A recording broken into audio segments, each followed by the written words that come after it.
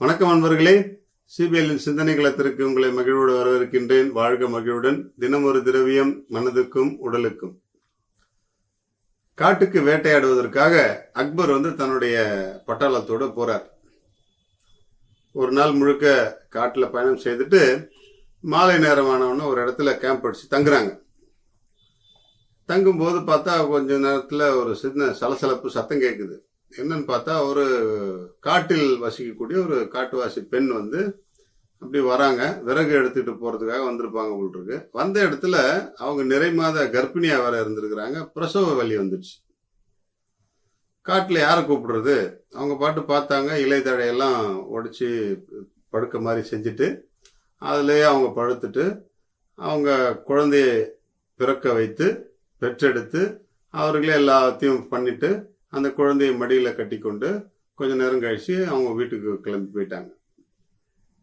இதை பார்த்த உடனே அக்பருக்கு மிகப்பெரிய ஒரு அதிர்ச்சியும் ஆச்சரியமும். என்னடா இது, ஒரு குழந்தை பிறக்கிறதுக்கு எவ்வளவு மெனக்கெட்டு அதை பண்ணிட்டு இருக்காங்க நம்ம அரண்மனையில எல்லாம். ஆனா இங்க சாதாரணமா ஒரு பொண்ணு வந்துச்சு, அது பாட்டு பெத்துச்சு, எடுத்து கட்டிட்டு போயிட்டே இருக்கு அப்படின்னு சொல்லிட்டு யோசிச்சுக்கிட்டே இருந்தவர் அடுத்த நாள் அரண்மனைக்கு போன உடனே என்ன பண்ணிட்டாரு, ஒரு பெண்ணுக்கு இவ்வளவுதான், இதுக்கு மேலாம் இவங்களுக்கு எதுக்கு ஒரு டாக்டர் மருத்துவச்சி இவங்கெல்லாம் அப்படி சொல்லிட்டு அரண்மனையில அரச குடும்பத்துக்கு இருந்த எல்லா மருத்துவச்சிகளையும் பணிப்பெண்களையும் நீக்கிடுறாரு. ராணிங்க அவங்களுடைய குடும்பத்தில் இருக்கிற பெண்கள் எல்லாரும் உங்க வேலையை நீங்களே பார்த்துக்கணும், உங்களுடைய தேவைகளை நீங்களே செய்துக்கணும் அப்படின்னு சொல்லிட்டு எல்லாரையும் நிப்பாட்டிடுறாரு. இது எல்லாரையும் பணியாட்கள்லாம் நிப்பாட்டிட்ட உடனே, மருத்துவச்சிகளை நிப்பாட்டின உடனே அரச குடும்பத்து பெண்களுக்கு ரொம்ப தொல்லையா போச்சு. எந்த வேலையை செய்யறதுக்கு அவங்க பழக்கப்படலை, ரொம்ப கஷ்டப்படுறாங்க.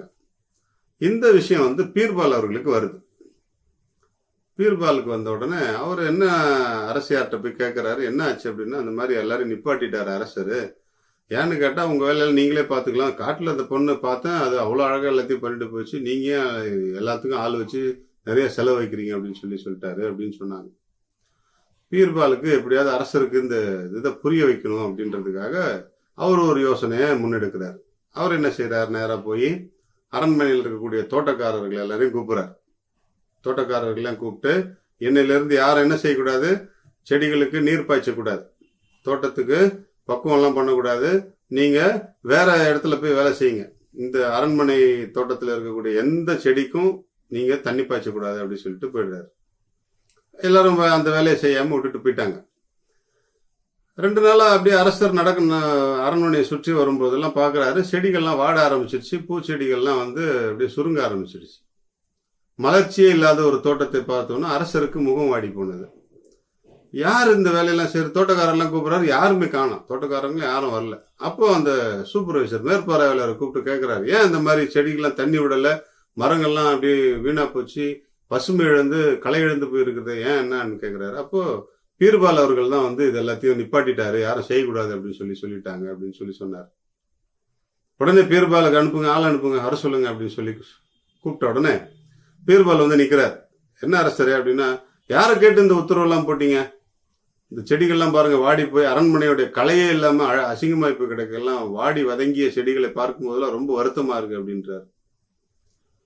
இல்ல அரசரே, செடிகளுக்கெல்லாம் அதுக்கு தேவையான சூரிய வெளிச்சம் கிடைக்குது, தண்ணீரை அதுங்களே பூமியில இருந்து எடுத்துக்கும், அப்புறம் எதுக்கு நம்ம வேஸ்டா தண்ணி ஊத்தணும் அப்படின்றார்.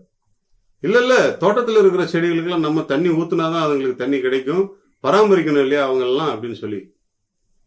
இல்ல அரசரே, காட்டுல பாத்தீங்களா, நீங்க காட்டுல எவ்வளவு செடி கொடிகள்ல பாத்திருப்பீங்க, மரங்களை பாத்திருப்பீங்க, அவங்களுக்கு எல்லாம் நான் யாராவது தண்ணி ஊத்திக்கிட்டா இருக்கிறாங்க, கழிச்சு விட்டுக்கிட்டா இருக்கிறாங்க, பராமரிக்கிறாங்க? இல்ல அதுவா வளர்ந்து அதுவா போயிட்டு இருக்குதுல்ல, அதே மாதிரி இந்த செடிகளையும் இயற்கையை பார்த்துக்கும், இயற்கையா அவங்களே வளர்ந்துக்குவாங்க அப்படின்னு சொல்றாரு.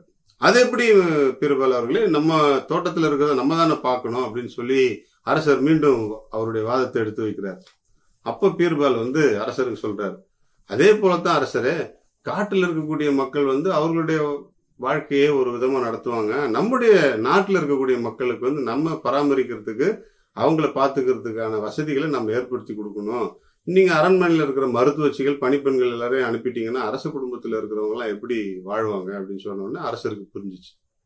அப்ப காட்டுல இருக்கிற சூழ்நிலை வேற, நாட்டுல இருக்கிற சூழ்நிலை வேற அப்படின்னு சொல்லிட்டு திருப்பி எல்லாத்தையும் பணியமர்த்தி அந்த அரண்மனை வந்து அழகுற செய்ததாக ஒரு சம்பவம். நம்முடைய வாழ்க்கையில கூட நாம என்ன செய்யறோம் அப்படிங்கிறத தெரியாம நிறைய நேரங்கள்ல தவறா புரிஞ்சுக்கிட்டு நிறைய விஷயங்களை வந்து குழப்பி விட்டுருவோம், சொதப்பி விட்டுருவோம். ஆனா உண்மை என்ன அப்படிங்கறத ஆராய்ஞ்சு கண்டதே கோலம், கண்டதே காட்சி, கொண்டதே கோலம் அப்படின்னு இருக்காம நாம எது நமக்கு தேவை, உண்மை எது, பொய் எது, வாழ்க்கைக்கு நடைமுறைக்கு தேவையானது எது என்பதை அறிந்து செயல்படும் பொழுது நம்முடைய வாழ்க்கை மகிழ்ச்சியாக இருக்கும்.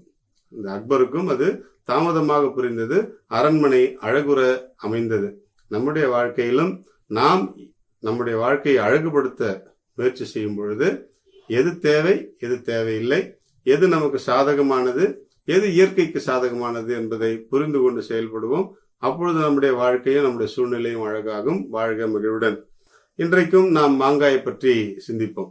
மாங்காயில இருந்து இன்னும் நிறைய சத்துக்கள் இருக்கிறதுனால தினந்தோறும் அதை சாப்பிட்றதுல எந்த விதமான பயமும் இல்லை. ஏன்னா நோய் எதிர்ப்பு சக்தி வந்து மாங்காயில் அதிகமா இருக்கு. குறிப்பாக விட்டமின் சி இருக்கிறதுனால தொற்று நோய்களை எதிர்க்கக்கூடிய ஆற்றல் மாங்காயில் இருக்கு. அதனால அளவோடு மாங்காய் சாப்பிடும் பொழுது, குறிப்பாக இந்த வெயில் காலத்துல நிறைய தொற்று நோய்கள் வரும், அம்மை போன்ற தொற்று நோய்கள். இவற்றிலிருந்து காத்து கொள்வதற்கு மாங்காய் ஒரு நல்ல பிரதிபலனாக இருக்கும். எனவே மாங்காயை சிறப்பாக பாதுகாப்பாக உண்போம், நம்முடைய வாழ்க்கையை மகிழ்ச்சியாக பேணுவோம். வாழ்க மகிழ்வுடன்.